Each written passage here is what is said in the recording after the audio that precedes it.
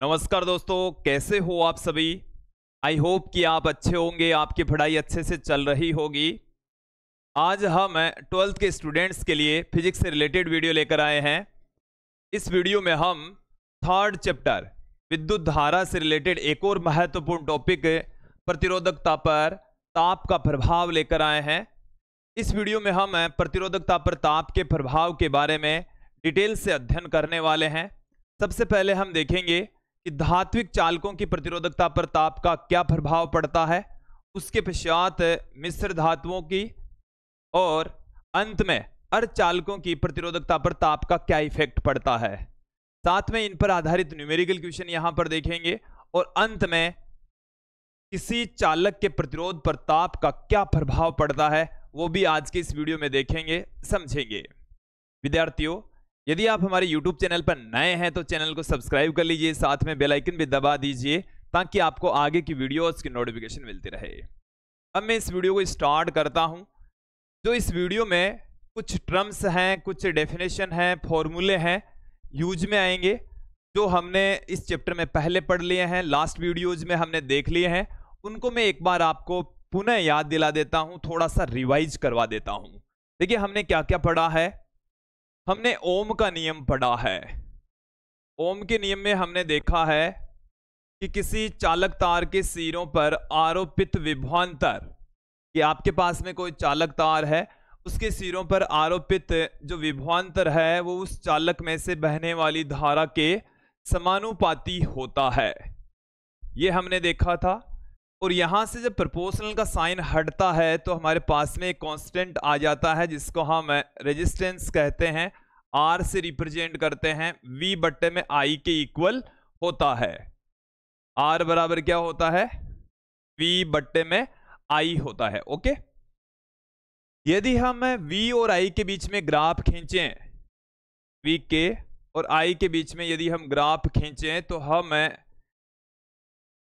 हमें देखिए इस तरीके की एक सीधी रेखा प्राप्त होती है। ये हमने देख लिया था। एक तरफ हमने लिया है विभवांतर, दूसरी तरफ ली है हमने धारा। तब V और I के बीच में खींचा गया ग्राफ एक सरल रेखा के रूप में प्राप्त होता है। ये हमने देख लिया है, ये हमने समझ लिया है। ये ओम के नियम में समझा था, ये यहां पर यूज में आएगा। अभी मैं आपको ये समझाने वाला भी हूं, ठीक है। इसके अलावा देखिए, हमने ओम के नियम में ही पढ़ा है प्रतिरोध। ओम के नियम में ही क्या पढ़ा है, प्रतिरोध के बारे में पढ़ा है कि प्रतिरोध क्या होता है, रेजिस्टेंस क्या होता है। तो ये होता है धारा के मार्ग में उत्पन्न बाधा, धारा के मार्ग में उत्पन्न बाधा, रुकावट, व्यवधान, उसको हमने प्रतिरोध कहा है। चलिए मैं एक बार इनको थोड़ा सा डिटेल से बता देता हूं क्या है के बारे में। इनको डिलीट, यहां से एक बार डिलीट करता हूं मैं। चलिए पुनः देखें, मैं आपको यहां पर बताने जा रहा हूं प्रतिरोध। प्रतिरोध जैसे रेजिस्टेंस कहा जाता है, आर से रिप्रेजेंट करते हैं। ये होती है किसी चालक में धारा के मार्ग में उत्पन्न बाधा, धारा के मार्ग में उत्पन्न बाधा, रुकावट, व्यवधान, उत्पन्न बाधा, रुकावट या व्यवधान को हम क्या कहते हैं, रेजिस्टेंस कहते हैं, प्रतिरोध कहा जाता है। फिर देखिए, हमने इसकी निर्भरता पढ़ी है कि इसका मान है वो किन किन कारकों पर निर्भर करता है। तो इसका जो मान है वो देखिए किन किन कारकों के ऊपर निर्भर करता है। पहला कारक हमने पढ़ा है चालक की लंबाई। तो चालक है उसकी लंबाई पर मैं शॉर्ट में पुट कर रहा हूं, चालक की लंबाई पर, चालक के अनुप्रस्थ काट क्षेत्रफल पर, अनुप्रस्थ काट क्षेत्रफल पर भी प्रतिरोध का मान निर्भर करता है। उसके अलावा पदार्थ की प्रकृति पर, पदार्थ की प्रकृति पर निर्भर करता है, और साथ में ताप पर भी निर्भर करता है, टेम्परेचर पर भी निर्भर करता है। और ये वाला बिंदु तो हम पढ़ने ही वाले हैं, डिटेल से इस वीडियो में अध्ययन करने ही वाले हैं। देखिए, मैंने एक जगह पर आपको दाब के बारे में भी लिखा। एक बच्चे ने कमेंट किया कि सर क्या प्रतिरोध का मान दाब पर भी निर्भर करता है।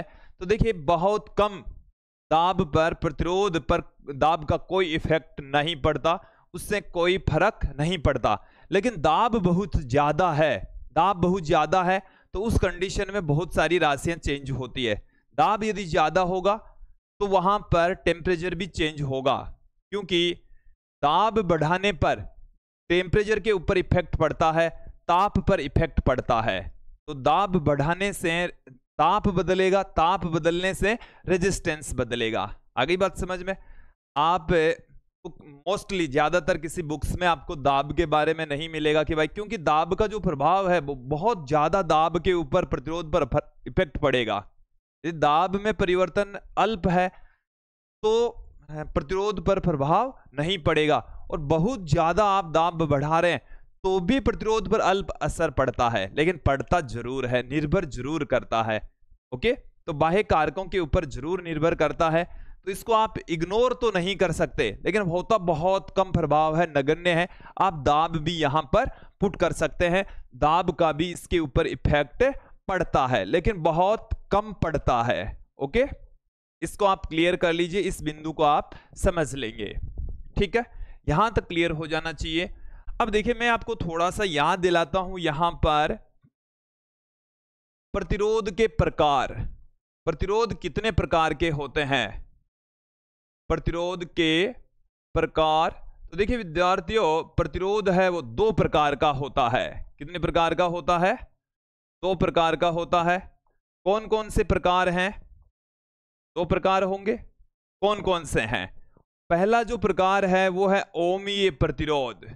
पहला प्रकार कौन सा है? ओमीय प्रतिरोध। ओमीय प्रतिरोध का मतलब हो गया है कि जिसमें ओम का नियम लागू हो। जिसमें क्या हो? जिन प्रतिरोधों पर ओम का नियम लागू हो। ओम का नियम जहां लागू होता है, जहां ओम का नियम अप्लाई होता है, तो उन प्रतिरोधों को हम ओमीय प्रतिरोध कहेंगे। और ओमीय प्रतिरोध कौन कौन से हो सकते हैं उसके बारे में भी देख लीजिए। ओमीय प्रतिरोध, जैसे हमारे पास में जो सिंपल जो रेजिस्टेंस होते हैं, जैसे मैं बात करूं कॉपर की, तो कॉपर एक ओमीय प्रतिरोध है, एल्यूमिनियम एक ओमीय प्रतिरोध है, आयरन एक ओमीय प्रतिरोध है। यदि हम कॉपर के लिए, एल्यूमिनियम के लिए, आयरन के लिए V और I के बीच में ग्राफ खींचें, V और I के बीच में ग्राफ खींचेंगे तो हमें एक सरल रेखा प्राप्त होगी, इस तरीके की रेखा प्राप्त होगी, तो उन प्रतिरोधों को हम ओमीय प्रतिरोध कहेंगे। ओके, दूसरा जो हमारा बिंदु है वो हमारे पास में है अन्य ओमीय प्रतिरोध।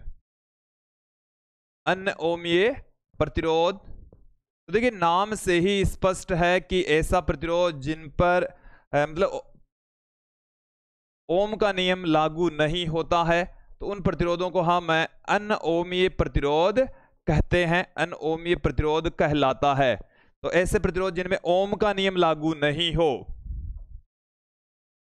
ओम का नियम, ओम का नियम लागू नहीं हो, ओम का नियम लागू नहीं हो, तो उन प्रतिरोधों को हम क्या कहेंगे? अन्य ओमीय प्रतिरोध कहेंगे, जिन पर ओम का नियम लागू नहीं होता। ठीक है, जैसे इसके एग्जाम्पल हम क्या ले सकते हैं? डायोड ले सकते हैं। क्या ले सकते हैं? डायोड ले सकते हैं, ट्रांजिस्टर ले सकते हैं, डायोड ले सकते हैं, ट्रांजिस्टर ले सकते हैं, जेनर डायोड ले सकते हैं, या कोई अर्धचालक भी यहां पर ले सकते हैं। अर्धचालक के लिए भी ओम का नियम लागू नहीं होता। ओके, अब थोड़ा सा मैं यहां पर बात करता हूं कि जो प्रतिरोध है उनका प्रतीक चिन्ह किस प्रकार का होता है। प्रतिरोध का प्रतीक चिन्ह, प्रतिरोध का प्रतीक चिन्ह, प्रतिरोध को कैसे रिप्रेजेंट करेंगे देखेंगे। तो प्रतिरोध को देखिए इस तरीके से रिप्रेजेंट करते हैं, ये हमारे पास में तार हैं और इस तरीके से एक दंतानुमा आकार में इसको रिप्रेजेंट किया जाता है। इसको R से लिखते हैं और इस तरीके से लिखते हैं, ये नियत प्रतिरोध के लिए है। ये किसके लिए है? नियत प्रतिरोध के लिए, नियत प्रतिरोध के लिए है ये, ठीक है। अब मैं यहां पर, ये तो हमारा पहला बिंदु था, ये हमारा है दूसरा बिंदु।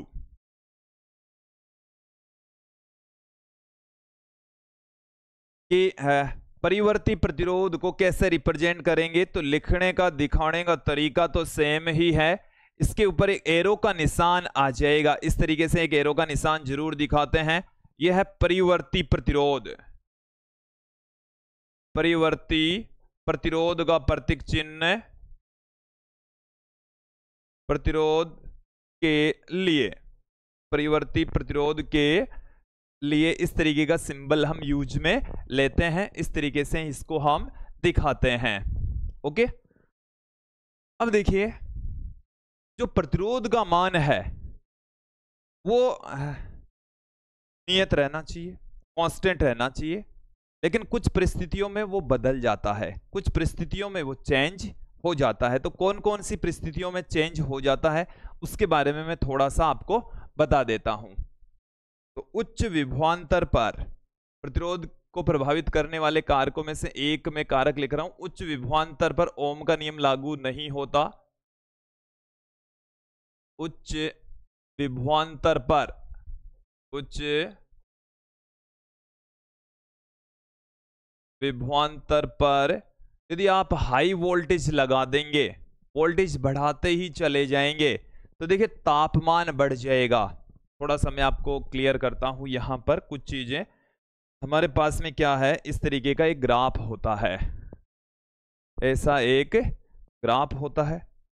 ये जो ग्राफ है इसमें हमने ये पढ़ा है कि यदि हम V और I के बीच में ग्राफ खींचें, एक तरफ हम ले विभवांतर, दूसरी तरफ हम ले धारा, एक तरफ हम ले रहे हैं वोल्टेज और दूसरी तरफ हम क्या ले रहे हैं, धारा लेकर चल रहे हैं, तो इनके बीच में खींचा गया जो ग्राफ है वो इस तरीके का हमें प्राप्त होता है। ओके, अब क्या है, ऐसा ग्राफ प्राप्त होता है, लेकिन ये तब तक ही प्राप्त होगा जब वोल्टेज कम हो। तो वोल्टेज क्या हो, कम हो, तब तक तो ऐसा ग्राफ मिलेगा हमें। ओके, तब तक तो हमें इस तरीके का ग्राफ प्राप्त होने वाला है, मिलने वाला है। देखें ये क्या है, V और I दोनों समानुपाती होते हैं, तो समानुपाती आपको दिख भी रहे हैं। और जब V ज्यादा हो, V क्या हो, अत्यधिक बढ़ा दिया जाए, जब V बढ़ा देंगे तो हम ये जानते हैं कि I भी क्या हो जाएगा, अधिक हो जाएगा, अत्यधिक हो जाएगा। V भी बढ़ रहा है तो I भी बढ़ रहा है। I बढ़ेगा तो देखो ध्यान देंगे, H हीट, ये जो तार है वो गर्म हो जाता है I² RT के अकॉर्डिंग। I की वैल्यू बढ़ने पर H ज्यादा क्रिएट होगा, तार है वो गर्म हो जाएगा, और तार जब गर्म होगा तापमान बढ़ गया। देखो इन चीजों को समझें, यहां से I जब इंक्रीज होगा, I जब बढ़ता है तो ताप भी इंक्रीज होता है। I बढ़ेगा तो क्या होगा, ताप भी इंक्रीज होगा, हीट क्रिएट हो रही है। देखो यहां से समझें, विभवांतर बढ़ाएंगे तो धारा बढ़ेगी, धारा बढ़ने के ऊपर मतलब हीट उत्पन्न होगी, ज्यादा हीट उत्पन्न होगी तो ताप भी बढ़ेगा, और जब तापमान बढ़ता है तो रेजिस्टेंस का मान बढ़ जाता है। ये जो ग्राफ है वो सीधे जाने की बजाय इस तरीके से मुड़ जाता है, सीधे जाने की बजाय इस तरीके से मुड़ जाता है। तो देखो ये ग्राफ है ना, वो यहां के बाद में मुड़ रहा है, यहां तक ओम का नियम लागू हो रहा है, इसके बाद में ओम का नियम लागू नहीं हो रहा है। ये V यहां पर क्या है, अत्यधिक है यहां पर। ओके, ये आपको उच्च विभवांतर पर जो ओम का नियम है वो फॉलो होता हुआ दिखाई नहीं दे रहा होगा, ओम का नियम फॉलो नहीं होता। ओके, आगे बढ़ते हैं, आगे बढ़ेंगे। चलिए यहां पर ही मैं बात करता हूं, आरोपित विभवांतर की दिशा पर भी डिपेंड करेगा। आरोपित विभवांतर की दिशा, आरोपित विभवांतर की दिशा, आरोपित जो विभवांतर है उसकी जो डायरेक्शन है उसके ऊपर भी डिपेंड करता है। तो चलिए देखेंगे, मैं यहां पर एक ग्राफ निर्मित कर रहा हूं। ये जो ग्राफ मैं लेकर चल रहा हूं अर्धचालकों के लिए लेकर चल रहा हूं, इधर मैं लेकर चल रहा हूं धारा और इधर मैं लेकर चल रहा हूं वोल्टेज। हमारे पास में एक पीएन संधि डायोड है। क्या है? पीएन संधि डायोड। तो जो पीएन संधि डायोड है इसके ऊपर यदि हम वोल्टेज क्या है, दो दिशाओं में बढ़ा सकते हैं, दो दिशाओं में लगा सकते हैं। इसके बारे में अभी तो शायद आपको थोड़ी कम जानकारी है। पीएन संधि डायोड को इस तरीके से दिखा देते हैं, ये पी भाग होता है, ये एन भाग होता है। यदि हम इसको बैटरी से इस तरीके से जोड़ दें तो इसको बोला जाता है अग्रबायस। क्या बोला जाता है? अग्रबायस। तो यहां पर आरोपित विभवांतर और इसमें से बहने वाली धारा के बीच में ग्राफ खींचेंगे तो हमें इस तरीके का ग्राफ प्राप्त होगा। ऐसा ग्राफ हमें प्राप्त होता है। ये कब प्राप्त होता है? अग्रबायस में प्राप्त होगा। कब प्राप्त होगा? अग्रबायस में। और अग्रबायस का मतलब है कि जो डायोड है उसके पी भाग को पॉजिटिव से और एन भाग को नेगेटिव से आप जोड़ दीजिए। ठीक है। अब देखें, इसी पीएन संधि डायोड को मैं जोड़ देता हूं पश्च बायस में। इसको किस में जोड़ देता हूं? पश्च बायस में इसको कनेक्ट कर देते हैं। इस तरीके से हम इसको कनेक्ट कर रहे हैं, ऐसे इस तरीके से। ये पी भाग है, ये एन भाग है। यहां से धारा इधर जा रही है, यहां से धारा इधर आ रही है। तो इसको बोलते हैं पश्च बायस। इसको क्या बोला जाता है? पश्च बायस बोला जाता है। और पश्च बायस के अंदर जो धारा है,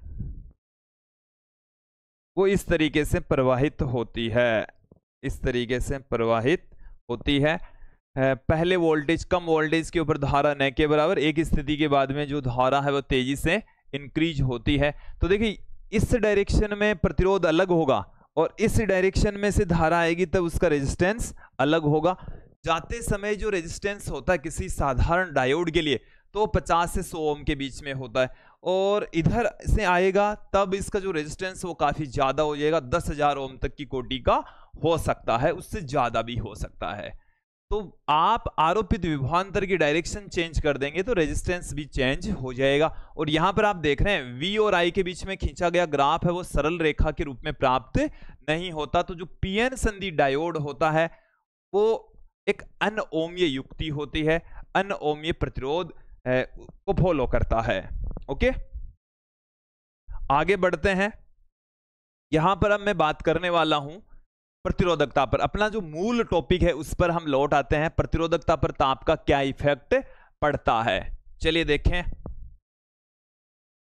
कि धातुओं की प्रतिरोधकता पर ताप का क्या इफेक्ट पड़ता है। उससे पहले मैं एक टॉपिक यहां पर और जोड़ देता हूं। साधारण मैं यहां पर लेकर चल रहा हूं कि प्रतिरोधकता पर ताप का क्या इफेक्ट पड़ता है। तो प्रतिरोधकता का जो मान होता है वो, प्रतिरोधकता को रो से लिखते हैं, और प्रतिरोधकता ताप के बढ़ने पर चेंज होती है। प्रतिरोधकता का मान ताप पर निर्भर करता है। देखिए, मैं जो बिंदु आपको बताने जा रहा हूं उसको एक बार देख लीजिए, समझ लीजिए कि प्रतिरोधकता का मान ताप पर निर्भर करता है। चाहे कोई भी पदार्थ क्यों ना हो, प्रतिरोधकता का जो मान होता है, प्रतिरोधकता का मान ताप पर निर्भर करता है, ताप पर निर्भर करता है, निर्भर करता है। ओके, प्रतिरोधकता का मान किस पर डिपेंड करेगा? ताप पर निर्भर करता है, ताप पर डिपेंड होता है। ओके, फिर देखें कुछ ऐसे पदार्थ भी हैं, जैसे मैं कहूं अतिचालक। तो अतिचालक जो पदार्थ है, पहले इसको परिभाषित कर देते हैं। इसको हम सुपर कंडक्टर कहते हैं कि वे पदार्थ जिनकी चालकता अनंत हो या प्रतिरोधकता शून्य हो, तो वे पदार्थ जिनकी प्रतिरोधकता शून्य हो, जिनकी प्रतिरोधकता कितनी हो, प्रतिरोधकता शून्य हो, प्रतिरोधकता शून्य होती हो, शून्य हो तो उन पदार्थों को हम अति चालक पदार्थ कहते हैं और ये बहुत कम ताप पर ऐसा प्रभाव दिखाते हैं। ये 0 केल्विन के समथिंग जब तापमान होता है, 5 केल्विन तक होता है, 10 केल्विन तक होता है, तब जो कई पदार्थ ऐसे होते हैं कि जो प्रतिरोधकता होती है वो शून्य होती है, चालकता है वो अनंत होती है, उनको हम अति चालक कहते हैं, सुपर कंडक्टर कहा जाता है। ठीक है, अब यहां पर एक और महत्वपूर्ण लाइन में आपके सामने रख रहा हूं कि ताप पर तो प्रतिरोधकता का मान निर्भर करता ही है। देखो अति चालकों के लिए रो का मान कितना होता है, इसको आप क्लियर कर लीजिए, रो बराबर कितना होता है, 0 होता है। ठीक है, फिर मैं यहां पर देखिए एक और महत्वपूर्ण लाइन आपके सामने रख रहा हूं, क्या है वो लाइन, ध्यानपूर्वक सुनेंगे कि जो प्रतिरोधकता है उसमें परिवर्तन है वो प्रारंभिक प्रतिरोधकता तथा ताप पर निर्भर करता है।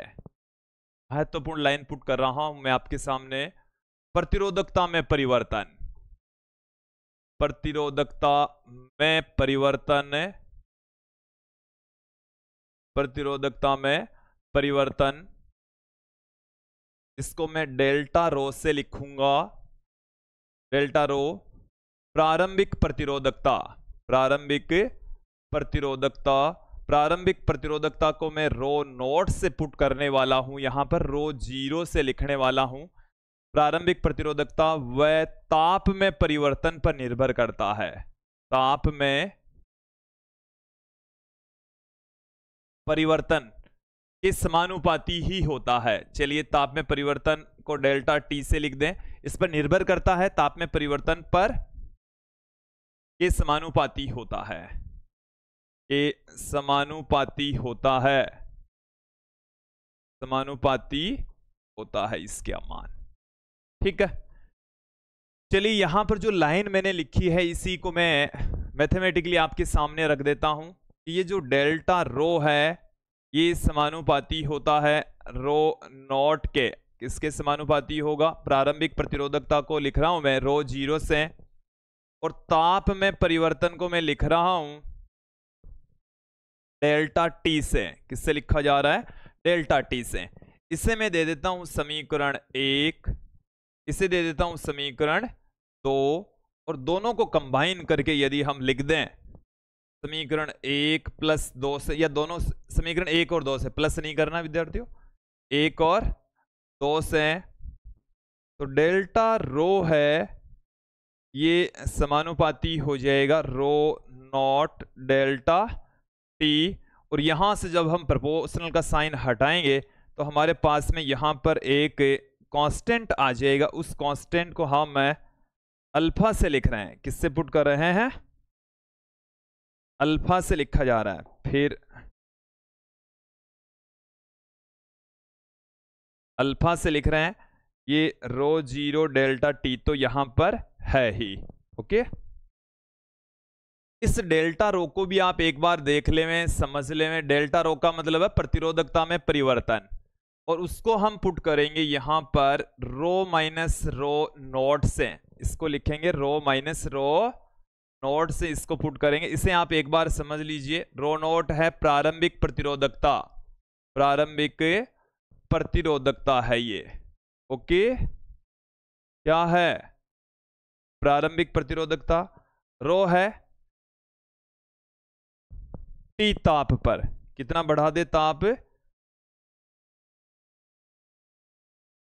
ताप टी पर प्रतिरोधकता है ये। ठीक है, और टी नोट को मैं लूंगा प्रारंभिक ताप, ये क्या है, प्रारंभिक ताप, और टी ले लेता हूं मैं अंतिम ताप। यहां पर जो परिवर्तन होगा वो देख लीजिए क्या होगा, डेल्टा टी से मैं पुट कर रहा हूं अंतिम ताप में से प्रारंभिक ताप घटा देंगे। ये सारी चीजें यहां पर हमने पुट कर दी है, ये आपको समझ में आ जानी चाहिए।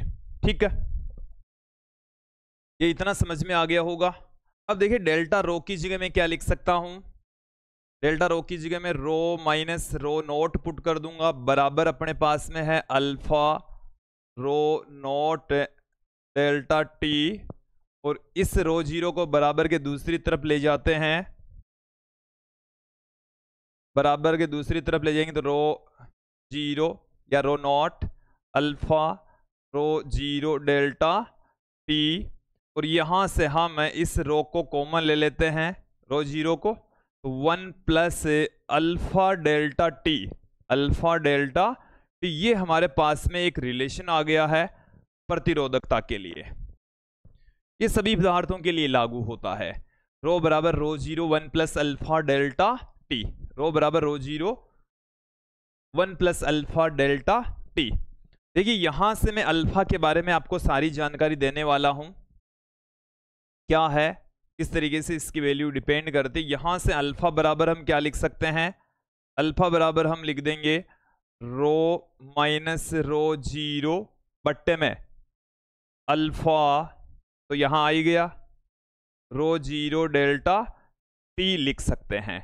इस तरीके से इसको लिखा जा सकता है। यह आपको समझ में आ जाना चाहिए, यह आपको क्लियर हो जाना चाहिए, समझ में आ जाना चाहिए। ओके, अब देखो एक और पेंच लेता हूं मैं यहां पर।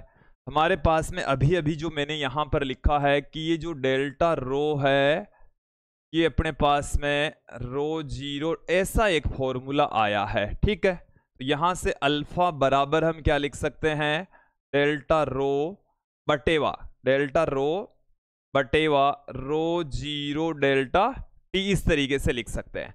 अब ये जो अल्फा है इसके बारे में मैं जानकारी दे देता हूं। अल्फा यहां पर समानुपाती के चिन्ह के हटाने के बाद में आया है, तो ये कहलाता है समानुपाती स्थिरांक। इसका पर्टिकुलर नाम होता है प्रतिरोध ताप गुणांक। इसे हम क्या कहते हैं, अल्फा को कहा जाता है प्रतिरोध ताप गुणांक, प्रतिरोध ताप गुणांक इसको कहा जाता है। क्या कहा जाता है, प्रतिरोध ताप गुणांक इसको हम कहते हैं। यहां इस फॉर्मूले से आप देखेंगे अल्फा का मात्रक, अल्फा का जो मात्रक है वो क्या होता है, देखिए डेल्टा रो का मात्रक और रो जीरो का मात्रक सेम होता है, ओम इंटू मीटर, इसका भी ओम इंटू मीटर, तो वो दोनों तो कैंसिल हो जाएंगे। 1 डेल्टा टी, तो प्रति केल्विन, 1 केल्विन इसका मात्रक होता है, या प्रति डिग्री सेंटीग्रेड, तो 1 में केल्विन इसका मात्रक होता है, 1 में केल्विन, या हम कह सकते हैं 1 में डिग्री सेंटीग्रेड, 1 में डिग्री सेंटीग्रेड या प्रति केल्विन इसका मात्रक होता है। ओके, अब देखो इस अल्फा का जो मान है वो किस पर निर्भर करता है, अल्फा का मान पदार्थ की प्रकृति पर निर्भर करता है। अल्फा का मान किस पर निर्भर करता है, पदार्थ की प्रकृति पर, पदार्थ की प्रकृति पर निर्भर करता है, पदार्थ की प्रकृति पर निर्भर करता है। ओके, तो यहां तक क्लियर हो जाना चाहिए, आपको समझ में आ जाना चाहिए। ओके, अब हम थोड़ा सा आगे बढ़ते हैं। मैं यहां पर एक और टॉपिक ले लेता हूं, उस टॉपिक को थोड़ा सा सबसे पहले ले लेता हूं। क्या है हमारे पास में, प्रतिरोध पर ताप का प्रभाव। ये वाला पेंच में ले रहा हूं पहले, प्रतिरोध पर ताप का प्रभाव। देखिए हमने एक चीज पढ़ी है कि जो प्रतिरोध है वो समानुपाती होता है चालक की लंबाई के, प्रतिरोध है वो समानुपाती होता है 1 अनुप्रस्थ काट क्षेत्रफल के, और यहां से हमने दोनों को कंबाइन करके लिखा, तो ये लिखा, प्रोपोर्शनल के साइन को हटाया तो हमारे पास में ये आया। ठीक है, ये वाला फॉर्मूला हमने पढ़ा है, लास्ट वीडियो में यही देखा है।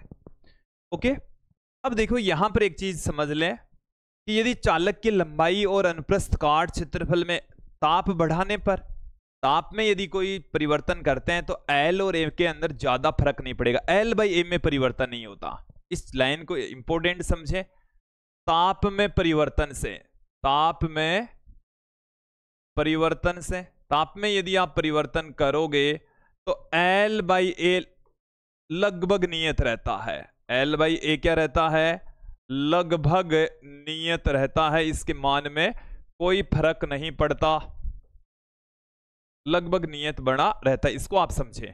देखो ताप बढ़ाओगे तो लंबाई बढ़ जाएगी, ताप बढ़ाओगे तो क्या बढ़ जाएगी, लंबाई। अनुप्रस्थ काट क्षेत्रफल भी बढ़ जाता है, तो दोनों बढ़ेंगे, तो लगभग ये क्या रहता है, कांस्टेंट रहता है। एल बाई ये क्या रहता है, जैसे मान लीजिए कि ये 4 है, ये भी 4 है, ताप बढ़ाओगे तो लंबाई 5 होगी, तो ये भी 5 हो जाएगा, तो इसके मान में ज्यादा फर्क नहीं पड़ता। अब यदि ये दोनों कांस्टेंट रहते हैं तो हमारे पास में एक महत्वपूर्ण रिलेशन आ गया कि जो रेजिस्टेंस है वो प्रतिरोधकता के समानुपाती होगा। रेजिस्टेंस है वो किसके समानुपाती होगा, प्रतिरोधकता के समानुपाती होगा। ओके, अब क्या है, अभी अभी हमने ये पढ़ा है कि जो प्रतिरोधकता है उसका जो मान है, प्रतिरोधकता का जो मान है वो हमारे पास में रो बराबर rho zero 1 plus alpha delta T ऐसा प्राप्त हुआ है। सिमिलर टाइप से हमारे पास में भी रिलेशन प्राप्त हो जाएगा, या आप उसको जैसे मैंने क्योंकि जैसे ये समानुपाती है ना, वैसे के वैसे ही आप लिख सकते हैं, पुट कर सकते हैं, कोई दिक्कत नहीं है। देखो कैसे, आर है वो समानुपाती है रो के, तो आर जीरो प्रारंभिक प्रतिरोध है वो समानुपाती हो जाएगा रो नोट के। तो यहां से मैं इसको दे देता हूं इक्वेशन नंबर 1, इसे दे देता हूं इक्वेशन नंबर 2। तो समीकरण 1 के अंदर 2 का भाग लगा दें, आर बट्टे में आर जीरो बराबर आ जाएगा रो बट्टे में रो जीरो। ये कहां से आया है, 1 भाग 2 से आया है, 1 भाग 2 से हमें प्राप्त हुआ है।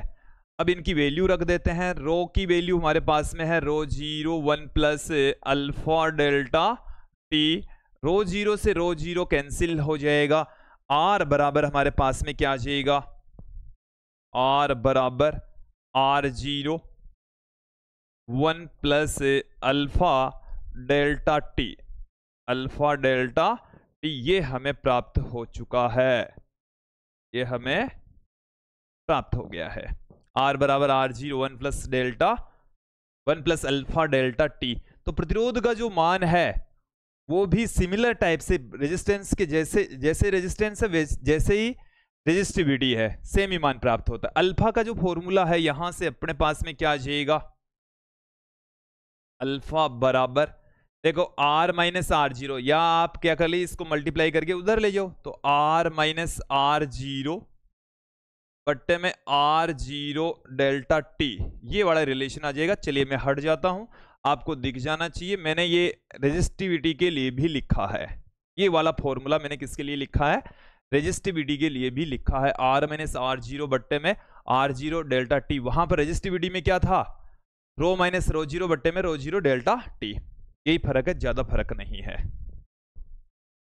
चलिए अब हम लगे हाथ इन पर आधारित क्वेश्चन भी देख लेते हैं। पहले ये क्वेश्चन ही देख लेंगे कि कमरे के ताप पर, मतलब कमरे का जो ताप है वो 27 डिग्री सेंटीग्रेड है, किसी तापन अवयव का प्रतिरोध 100 ओम है, यदि तापन अवयव का प्रतिरोध 117 ओम हो तो अवयव का ताप क्या होगा, प्रतिरोध ताप गुणांक हमें यहां पर दे रखा है, प्रतिरोध ताप गुणांक है उसकी वैल्यू भी हमें यहां पर दे रखी है। एक बार देख लीजिए, इसको क्लियर कर लीजिए, टी नॉट हमारे पास में 27 डिग्री सेंटीग्रेड, ठीक है, इसको मैं लिख दूं 300 केल्विन, क्या 273 प्लस 27 300 केल्विन आ जाएगा। हमें अंतिम ताप पूछा है, प्रारंभिक जो रेजिस्टेंस है आर जीरो वो हमें इस क्वेश्चन के अंदर 100 ओम दे रखा है, इसके अलावा हमें अंतिम जो रेजिस्टेंस है वो 117 ओम दे रखा है। प्रतिरोध ताप गुणांक भी हमें इस क्वेश्चन के अंदर 1.7 गुणा 10 की घात -4 प्रति डिग्री सेंटीग्रेड दे रखा है। ओके, चलिए हमें ताप पूछा है, क्या पूछा है, ताप पूछा है। तो देखिए मैं आपको याद दिलाऊं कि अल्फा बराबर अभी अभी हमने लिखा है आर माइनस आर नोट बट्टे में आर नोट डेल्टा टी, और यहां से मैं क्या पुट कर सकता हूं कि डेल्टा टी बराबर आर माइनस आर नोट बट्टे में आर नोट अल्फा पुट कर सकता हूं। चलिए डेल्टा टी है ताप में परिवर्तन, तो अंतिम ताप हमारे पास में टी माइनस टी नोट बराबर, ये तो मैंने डेल्टा टी की जगह लिख दिया, आर का मान कितना है 117, आर जीरो का मान कितना है 100 है, आर नोट का मान फिर से 100 है, और अल्फा का मान 1.7 गुणा 10 की घात -4 है। तो यहां से टी नॉट का जो मान है वो हमारे पास में है 27 डिग्री सेंटीग्रेड। डिग्री में आएगा आंसर, अब किसमें आएगा, डिग्री में। केल्विन में रखोगे तो केल्विन में आ जाएगा। तो ये तो आ गया 17, और यहां से ये हमारे पास में कितना आ जाएगा, ये तो 17 आ गया। 2 जीरो तो यहां से कम हो गया, 2 जीरो यहां से कम हो गया, तो 1.7 गुणा 10 की घात -2 बट्टे से ऊपर जाएगी, तो इसको मैं ऐसे लिख सकता हूं 17 बट्टे में 17 गुणा 10 की घात -3, यह आ गया हमारे पास में 10 की घात +3। ठीक है, ये आ गया 1000। क्या आ गया, 1000। तो टी बराबर क्या आ गया, 1000 + 27 बराबर 1027 डिग्री सेंटीग्रेड। आंसर किस में आएगा, डिग्री सेंटीग्रेड में आएगा। ये क्लियर कर लीजिएगा आप लोग। अगला क्वेश्चन देखिए, चांदी के किसी तार का रेजिस्टेंस 27.5 डिग्री सेंटीग्रेड पर प्रतिरोध इतना है, 100 डिग्री पर 2.7 है, तो प्रतिरोधकता ताप गुणांक ज्ञात कीजिए।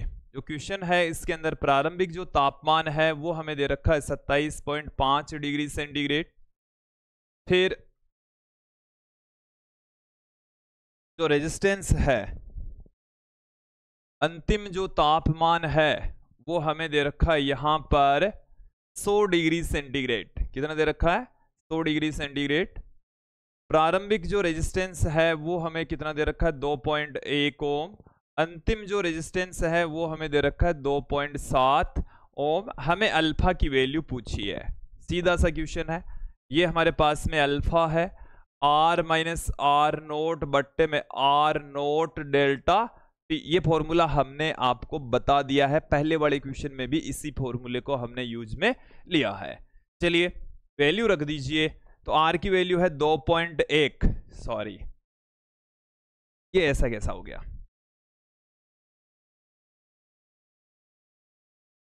कि किसी तार का प्रतिरोध 27.5 पर इतना है और 100 पर इतना है। हमने इनकी जो वैल्यू, प्रारंभिक जो रेजिस्टेंस थोड़ा यहां पर गलत पुट किया है, इसके में सुधार कर लेते हैं। चलिए, तभी ये गलती हो रही है। प्रारंभिक रेजिस्टेंस तो हमारे पास में है 2.1 ओम, 2.1 ओम, और अंतिम जो रेजिस्टेंस है वो है 2.7 ओम। ठीक है, अब क्लियर हो जाएगा। 2.7 माइनस 2.1 बटेवा R नॉट 2.1 गुणा डेल्टा टी ताप में परिवर्तन, तो ये आ गया 100 - 27.5।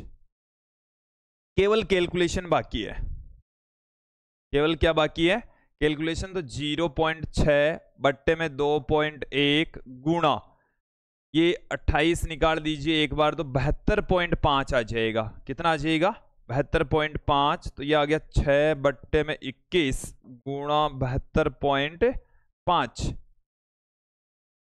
ठीक है, देखिए विद्यार्थी, यदि आप कैलकुलेट करेंगे तो जो आंसर है वो हमारे पास में इस प्रकार का आने वाला है। आप इसकी कैलकुलेशन करके देख लीजिएगा।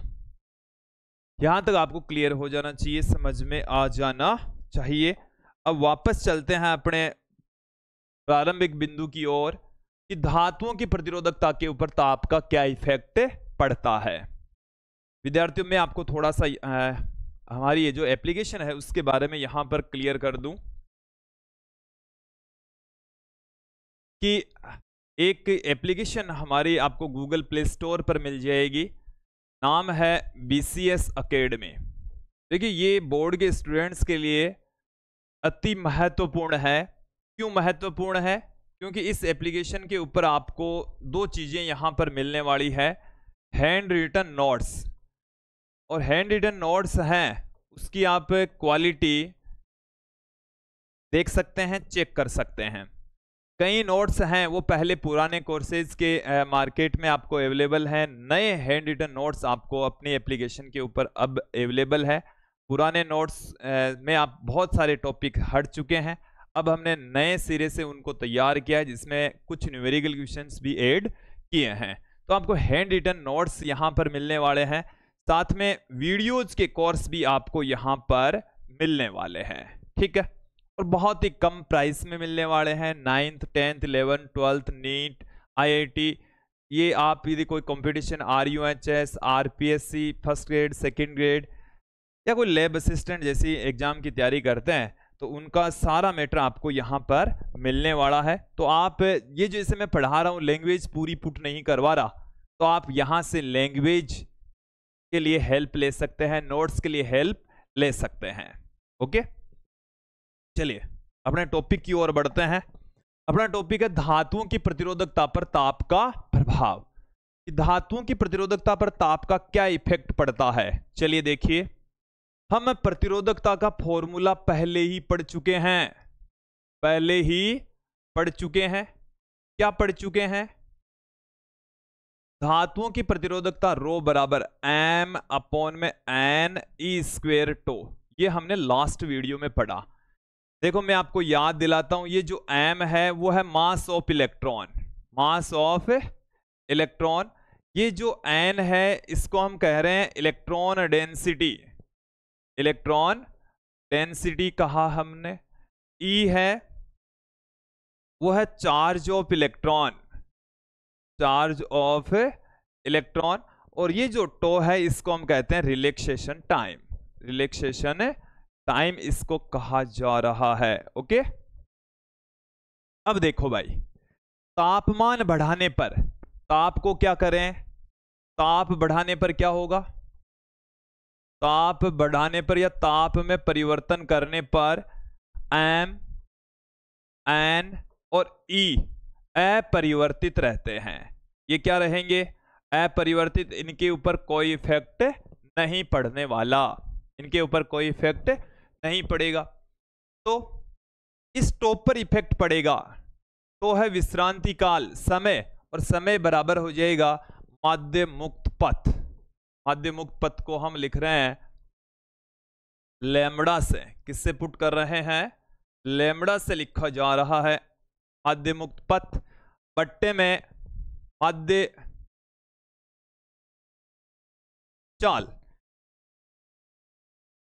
या वर्ग माध्य मूल वेग, वर्ग माध्य मूल वेग, वर्ग माध्य मूल वेग, जिसको हम VRMS से रिप्रेजेंट करते हैं। ओके, अब देखो तो के मान में फर्क पड़ता है तो क्या होगा हमारे पास में? ताप बढ़ाने पर, ताप क्या करें? ताप को हम कर रहे हैं इंक्रीज, बढ़ा रहे हैं, तो क्या होगा? वेग बढ़ जाएगा, जो VRMS है वो इंक्रीज हो जाएगा। देखो इस चीज को क्लियर करें कि यदि आप टेम्परेचर को इंक्रीज करते हैं, ताप बढ़ाते हैं, तो जो मुक्त इलेक्ट्रॉन है उनकी वेलोसिटी बढ़ जाएगी, क्योंकि मतलब ताप बढ़ाएंगे तो ऊर्जा मिलेगी। पदार्थ को यदि आप गर्म करोगे, ताप बढ़ाओगे, ताप बढ़ेगा तो ये गर्म होगा, और गर्म होगा तो इनका वेग बढ़ जाएगा। वेग बढ़ेगा तो वेग बढ़ने पर क्या होगा? VRMS इंक्रीज होगा तो टो घट जाएगा, तो टो क्या होगा? डिक्रीज हो जाएगा।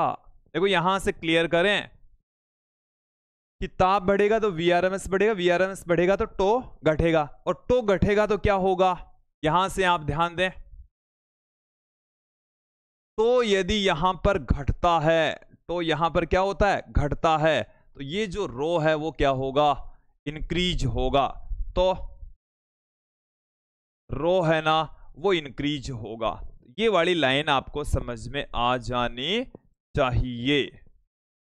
ये लाइन ही समझा रहा हूं मैं कि ताप बढ़ाएंगे तो VRMS बढ़ेगा, टो घटेगा और रो बढ़ेगा। ताप बढ़ने पर रो बढ़ता है, धात्विक चालकों की बात कर रहा हूं, और ताप घटाने पर रो घटता है। ओके, देखो हमने एक फॉर्मूला आपको, कॉमन फॉर्मूला रो बराबर rho not 1 plus alpha delta T बताया। ये जो अल्फा है वो पदार्थ की प्रकृति पर डिपेंड करता है। ये धातुओं के लिए इसका मान होता है धनात्मक। इसका मान क्या होता है?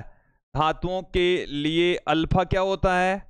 धनात्मक होता है, पॉजिटिव होता है। क्या होगा? पॉजिटिव होगा। इसका मतलब क्या हुआ कि जैसे टेम्परेचर बढ़ेगा, एक में कुछ राशि जुड़ेगी तो प्रतिरोधकता का मान बढ़ जाएगा। तो यहां से भी यही है, इस फॉर्मूले से भी यही समझ आया और इस फॉर्मूले से भी यही समझ आया कि धातुओं के लिए प्रतिरोध ताप गुणांक धनात्मक होता है। क्या होता है? अधिक और धनात्मक होता है। यहां से भी यही निष्कर्ष निकला। तो भाई किस तरीके से निर्भर करता है यह आपको समझ में आ जाना चाहिए, क्लियर हो जाना चाहिए। एक ग्राफ भी मैं यहां पर आपको क्लियर कर देता हूं। चलिए यहां पर ही बना देते हैं। जगह हमारे पास में थोड़ी सी है बट इस जगह को भी हम यूज में ले लेते हैं। देखिए क्या है, एक तरफ हमारे पास में है प्रतिरोधकता, दूसरी तरफ हमारे पास में है ताप। तो ग्राफ इस टाइप का आएगा। ओके, इनके अकॉर्डिंग जैसे जैसे हमारा जो टेम्परेचर है वो बढ़ेगा तो प्रतिरोधकता की वैल्यू भी इंक्रीज होती चली जाएगी। अगला जो बिंदु हमारे पास में है वो है कि मिश्र धातुओं की प्रतिरोधकता पर ताप का प्रभाव। तो देखिए अल्फा है ना, वो मिश्र धातुओं की बात कर रहा हूं मैं। अल्फा का मान होता है अल्प, मिश्र धातुओं के लिए क्या होता है? अल्प व धनात्मक होता है। छोटा होता है मान लेकिन धनात्मक होता है। कैसा होगा? अल्प और धनात्मक होता है। ठीक है, अल्प और धनात्मक होता है तो क्या होता है? ताप बढ़ाने पर मिश्र धातुओं की प्रतिरोधकता में अल्प परिवर्तन होता है, बहुत कम परिवर्तन होता है। मिश्र धातुओं की प्रतिरोधकता में अल्प परिवर्तन होता है। प्रतिरोधकता में अल्प परिवर्तन होता है, अल्प परिवर्तन होता है। ओके, बहुत ही कम परिवर्तन होगा। और यदि हम यहां पर ग्राफ लें, आप एक ग्राफ के जरिए इसको समझ लें कि हम यहां पर एक ग्राफ खींच रहे हैं। एक तरफ तो ले रहा हूं मैं रो, दूसरी तरफ ले रहा हूं ताप, और इनका मान बढ़ाएंगे तो बहुत कम मान बढ़ेगा, बहुत कम मान बढ़ता है। इस टाइप का ग्राफ हमें प्राप्त होता है। देखिए इस प्रॉपर्टी का फायदा क्या है, इससे हमारे को क्या बेनिफिट है कि जो रेजिस्टेंस वायर होते हैं या विभव मापी में प्रयुक्त जो तार होता है, मीटर सेतु में प्रयुक्त जो तार होता है, प्रायोगिक उपकरणों में जो तार प्रयुक्त होते हैं वो मिश्र धातुओं के बनाए जाते हैं। किनके बनाए जाते हैं? प्रायोगिक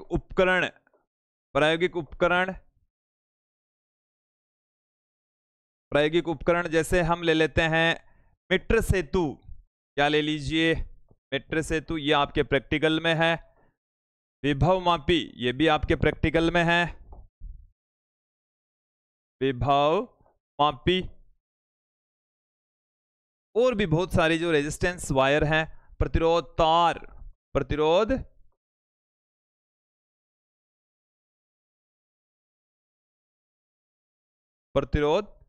तार किसके बने होते हैं?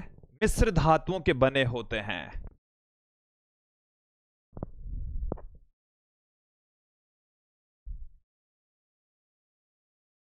मिश्र धातुओं के बने होते हैं। मिश्र धातुओं के बने होते हैं। ओके, इसके बने होंगे, मिश्र धातुओं के बने होते हैं क्योंकि उनके ऊपर ताप का प्रभाव नहीं पड़ता, न के बराबर इफेक्ट पड़ता है। आगे बढ़ते हैं, अर्धचालकों की प्रतिरोधकता पर ताप का प्रभाव। तो देखिए हम rho not 1 plus alpha delta T जानते हैं, ये जानते हैं हम लोग। ठीक है, अब यहां पर अर्धचालकों के लिए, किसके लिए? अर्धचालकों के लिए अल्फा है वो अब की बार ऋणात्मक होता है। ये एक महत्वपूर्ण है, ये बोर्ड एग्जाम की दृष्टि से काफी महत्वपूर्ण है। अर्धचालकों के लिए अल्फा क्या होता है? अल्प होता है, मतलब नेगेटिव में होगा। सबसे महत्वपूर्ण बात तो है कि ये ऋणात्मक होता है। जब तापमान बढ़ता है तो प्रतिरोधकता घटती है। ये यदि नेगेटिव में हो गया तो एक में से कुछ घटेगा तो मान क्या हो जाएगा? पहले की तुलना में भी कम हो जाएगा, डिक्रीज होता है। अर्धचालकों का ताप जब बढ़ेगा तो प्रतिरोधकता की वैल्यू है वो कम होगी, डिक्रीज हो जाएगी। अब देखो एक और फॉर्मूला हमारे पास में, इनको समझने के लिए कुचालकों व अर्धचालकों के लिए, किसके लिए है? कुचालकों के लिए भी है व अर्धचालकों के लिए भी है। कुचालकों और अर्धचालकों के लिए, कुचालकों के लिए और अर्धचालकों के लिए। कुचालक और अर्धचालक के लिए देखिए हमारे पास में क्या है, फॉर्मूला है एक, रो बराबर rho not exponential Eg upon KT, Eg upon KT। देखो इस फॉर्मूले को समझें आप एक बार। यह है अंतिम प्रतिरोधकता, लास्ट वाली जो प्रतिरोधकता है वो है रो। लास्ट वाली जो प्रतिरोधकता है वो क्या है? रो है। रो नोट है वो है प्रारंभिक प्रतिरोधकता। रो नोट क्या है? प्रारंभिक प्रतिरोधकता है। इस फॉर्मूले के अंदर जो Eg काम में Eg आप देख रहे हैं, ये अर्धचालकों के अंदर संयोजी बैंड और चालन बैंड के बीच का अंतराल वर्जित ऊर्जा अंतराल होता है। क्या है भाई?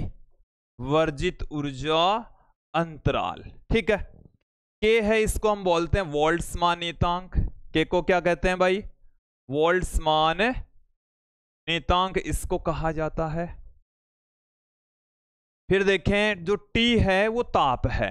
T है वो क्या है? ताप है। अब यहां से ताप को बढ़ाएंगे, ताप बढ़ेगा तो ये पूरी राशि क्या होगी? डिक्रीज होगी। तो ये जो रो है वो घटेगा। यहां से भी क्लियर हो रहा है कि यदि आप ताप को बढ़ाते हैं तो जो रो है वो डिक्रीज होता है। रो क्या होगा? डिक्रीज होगा। और देखिए इस फॉर्मूले के अकॉर्डिंग तो ये चरघातांकी रूप से डिक्रीज होता है। तो ये आपको ध्यान में रखना है कि एक तरफ यदि आप रो लेते हैं, दूसरी तरफ यदि आप ताप लेते हैं, तो जो रेजिस्टिविटी है वो इस तरीके से चरघातांकी रूप से घटती है। अर्धचालकों की प्रतिरोधकता ताप बढ़ाने पर चरघातांकी रूप से घटती है। ये आपको ध्यान में रखना चाहिए। और ये ग्राफ भी इंपॉर्टेंट है। ये जो ग्राफ आप देख रहे हैं वो काफी महत्वपूर्ण ग्राफ है, आप लोग इसको ध्यान में रखें। ओके, तो विद्यार्थियों ये था आज का हमारा वीडियो, जिसमें हमने प्रतिरोधकता पर ताप का प्रभाव देखा, प्रतिरोध पर ताप का प्रभाव देखा और बेसिक जानकारियां भी आपको दी। मुझे उम्मीद है आप लोगों को ये जो वीडियो है वो अच्छे से समझ में आ गया होगा। नेक्स्ट वीडियो में हम फिर मिलते हैं, जिसमें हम प्रतिरोध और विद्युत सेलों के बारे में अध्ययन करने वाले हैं। आप हमारे साथ में यूं ही जुड़े रहिए। और विद्यार्थियों कि हमारी जो क्लासेज है वो आपको कैसे लगती है कमेंट करके जरूर बताएं, और अपने सहपाठियों के साथ में, अपने क्लासमेट्स के साथ में इस क्लास को या बाकी की जो हमारे चैनल है उसको ज़्यादा से ज़्यादा शेयर करें, ताकि अधिक से अधिक स्टूडेंट्स को इसका लाभ हो सके। आज के लिए इतना ही। धन्यवाद दोस्तों।